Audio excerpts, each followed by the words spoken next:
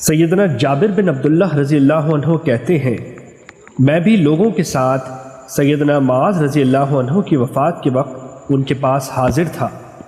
انہوں نے کہا، قبے کا پردہ اٹھا دو، میں تمہیں رسول اللہ صلی اللہ علیہ وسلم سے سنی ہوئی ایک حدیث بیان کرتا ہوں۔ اس سے پہلے یہ حدیث بیان کرنے سے یہ معنی تھا کہ تم توکل کر لو گے۔ میں نے آپ صلی اللہ علیہ وسلم کو یہ فرماتے ہوئے سنا، جو آدمی دل کے اخلاص، یا راوی نے کہا یقین سے یہ شہادت دیتا ہے کہ اللہ تعالیٰ کے علاوہ کوئی معبود نہیں ہے تو وہ آگ میں داخل نہیں ہوگا، اور ایک دفعہ کہا تو وہ جنت میں داخل ہوگا اور آگ اس کو نہیں چھو سکے گی۔ حدیث نمبر 32، مسند احمد۔ سیدنا معاذ بن جبل رضی اللہ عنہ سے مروی ہے کہ رسول اللہ صلی اللہ علیہ وسلم نے ان سے فرمایا، جنت کی چابیاں لا الہ الا اللہ کی شہادت دینا ہے۔ حدیث نمبر 33، مسند احمد۔ سیدنا رفاع جوہنی رضی اللہ عنہ سے مروی ہے، وہ کہتے ہیں، ہم رسول اللہ صلی اللہ علیہ وسلم کے ساتھ مکہ مکرمہ سے مدینہ منورہ کی طرف سفر میں تھے۔ جب ہم قدید یا قدید مقام پر پہنچے تو لوگوں نے اپنے گھروں کی طرف جانے کے لیے اجازت لینا شروع کر دی، اور آپ صلی اللہ علیہ وسلم ان کو اجازت دیتے گئے۔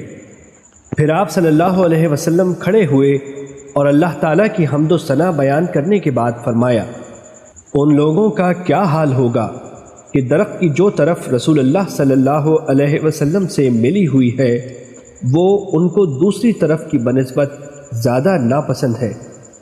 ہم نے دیکھا کہ یہ الفاظ سن کر سارے لوگ رونے لگ گئے۔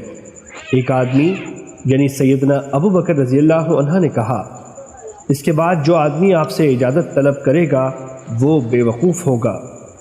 پھر آپ صلی اللہ علیہ وسلم نے اللہ تعالیٰ کی تعریف بیان کی اور فرمایا، جو آدمی صدق دل سے یہ گواہی دے گا کہ اللہ تعالیٰ ہی معبود برحق ہے اور میں اللہ کا رسول ہوں، اور پھر راہ صواب پر چلتا رہے گا، تو میں اللہ تعالیٰ کے ہاں اس کے بارے میں یہ شہادت دیتا ہوں کہ وہ جنت کی طرف چلا جائے گا۔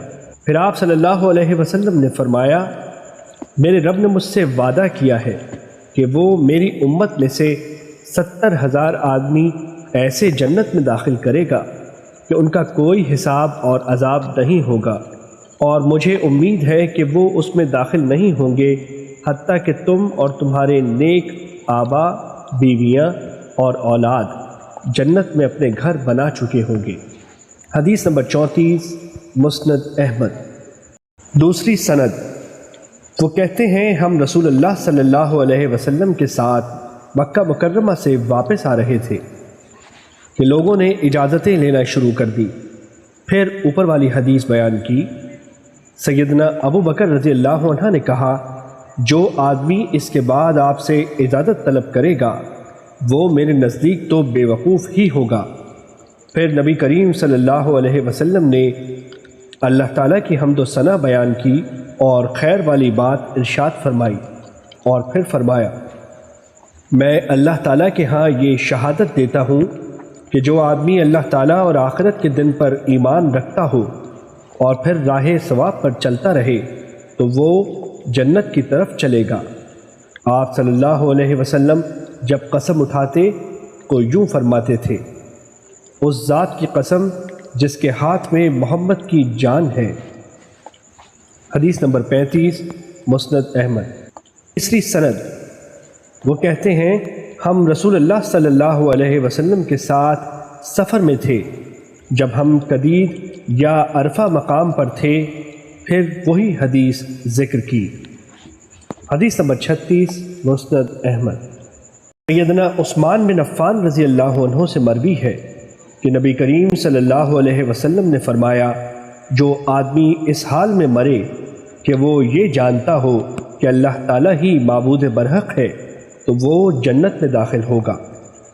حدیث نمبر 37، مسند احمد۔ سیدنا عثمان بن عفان رضی اللہ عنہ سے یہ بھی مروی ہے، وہ کہتے ہیں، میں نے رسول اللہ صلی اللہ علیہ وسلم کو یہ فرماتے ہوئے سنا، میں ایک ایسا کلمہ جانتا ہوں کہ جو آدمی دل کی سچائی کے ساتھ اس کو کہے گا وہ آگ کے حق میں حرام ہو جائے گا۔ یہ سن کر سیدنا عمر رضی اللہ عنہ نے کہا، میں بتلاتا ہوں کہ وہ کلمہ کون سا ہے۔ وہ تو وہ کلمہ اخلاص ہے کہ اللہ تعالیٰ نے جس کے ذریعے حضرت محمد صلی اللہ علیہ وسلم اور آپ صلی اللہ علیہ وسلم کے صحابہ کو عزت بخشی۔ وہ کلمہ تقویٰ ہے جو اللہ تعالیٰ کے نبی صلی اللہ علیہ وسلم نے اپنے چچا ابو طالب کی موت کے وقت اس پر پیش کیا تھا، اور وہ ہے لا الہ الا اللہ کی شہادت دینا۔ حدیث نمبر 38 مسند احمد۔ سیدنا ابو ذر رضی اللہ عنہ سے مروی ہے، وہ کہتے ہیں میں رسول اللہ صلی اللہ علیہ وسلم کے پاس آیا، لیکن آپ صلی اللہ علیہ وسلم سفید کپڑا اوڑھ کر سوئے ہوئے تھے۔ پھر دوبارہ آپ صلی اللہ علیہ وسلم سے باتیں کرنے کے لیے آیا، لیکن آپ ابھی تک آرام فرما رہے تھے۔ اس کے بعد جب میں آیا تو آپ صلی اللہ علیہ وسلم بیدار ہو چکے تھے۔ پس میں آپ صلی اللہ علیہ وسلم کے پاس آ کر بیٹھ گیا۔ آپ صلی اللہ علیہ وسلم نے فرمایا، جو آدمی لا الہ الا اللہ کہے گا اور پھر اسی پر مر جائے گا تو وہ جنت میں داخل ہوگا۔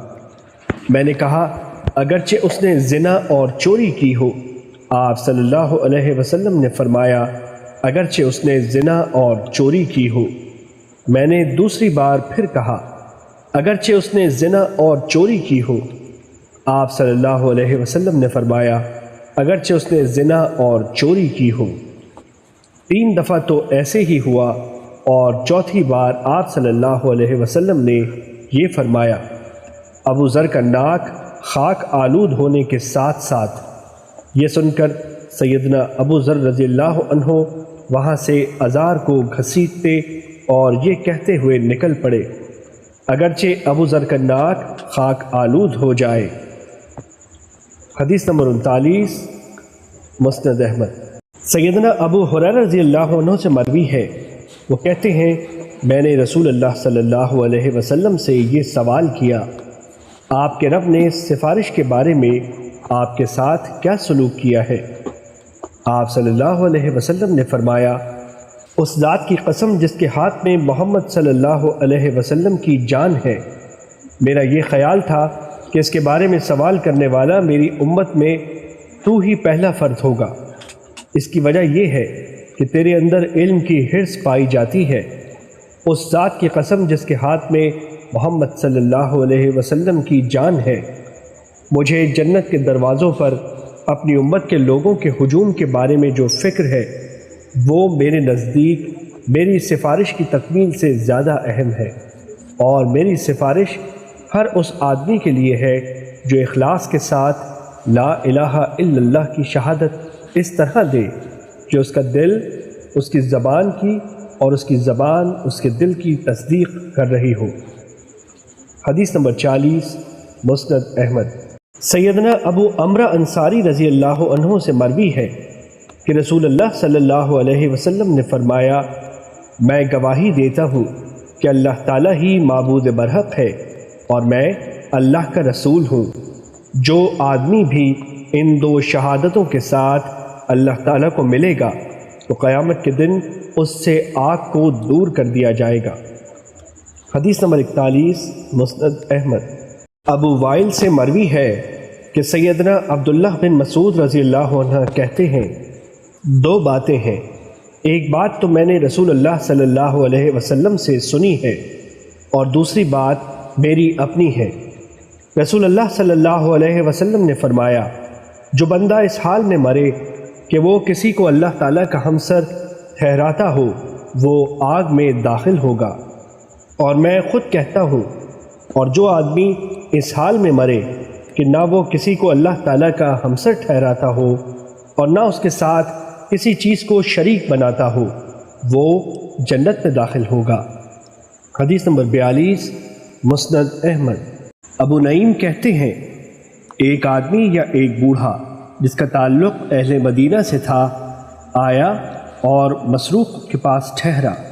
اس نے کہا، میں نے سیدنا عبداللہ بن عمرو بن عاص رضی اللہ عنہ کو یہ کہتے ہوئے سنا کہ رسول اللہ صلی اللہ علیہ وسلم نے فرمایا، جو آدمی اس حال میں اللہ تعالیٰ کو ملے کہ وہ اس کے ساتھ کسی کو شریک نہ ٹھہراتا ہو، تو اس عمل کی وجہ سے کوئی خطا اس کو نقصان نہیں دے گی۔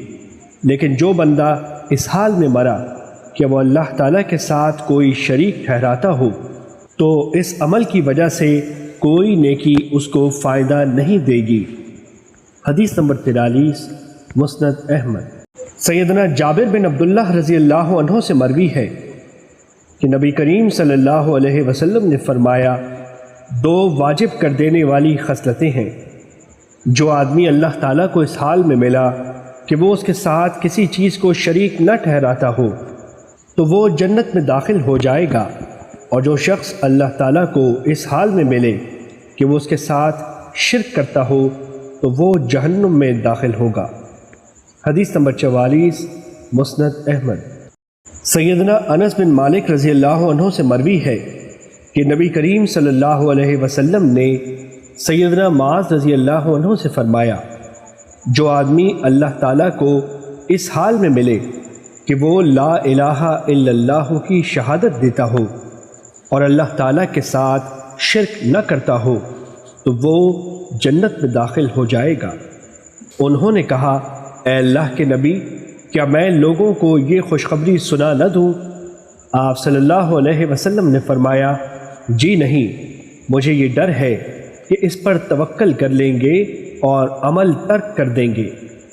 حدیث نمبر 45 مسند احمد۔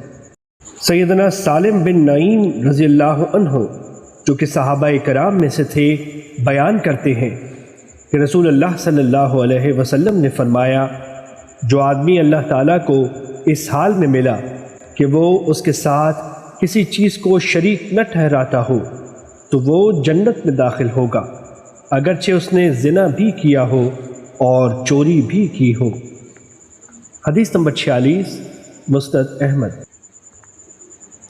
حسان بن کاہل کہتے ہیں، میں ایک مجلس میں بیٹھا تھا، اس میں سیدنا عبد الرحمن بن سمرہ رضی اللہ عنہ بھی تشریف فرما تھے۔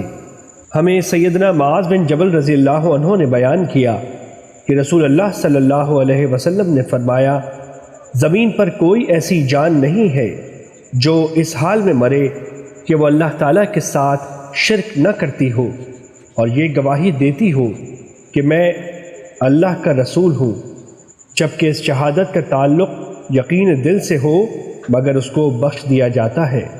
میں نے کہا، کیا تو نے یہ حدیث سیدنا معاذ رضی اللہ عنہ سے سنی ہے؟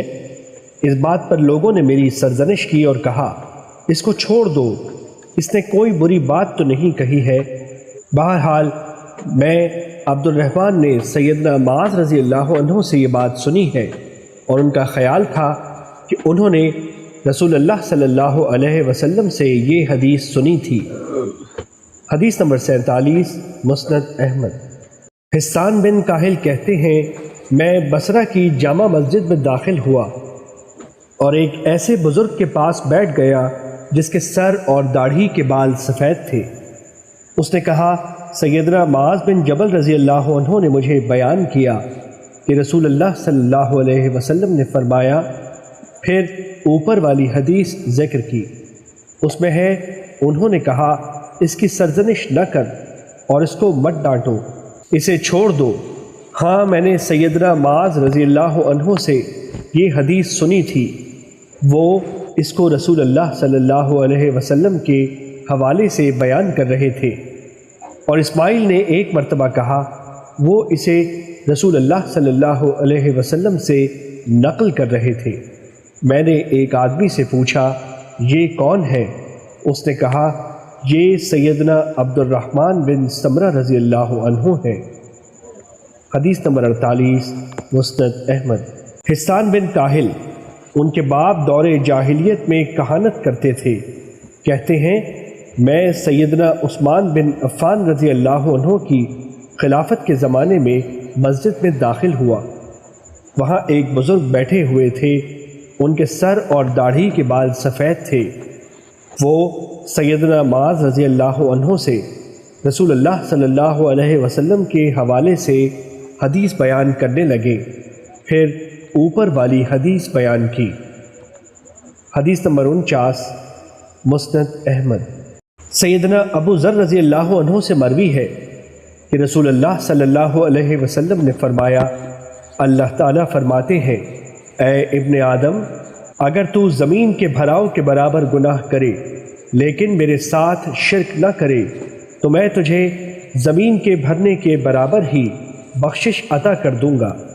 ایک روایت میں ہے قراب الارض سے مراد زمین کا بھراؤ ہے۔ حدیث نمبر 50 مسند احمد۔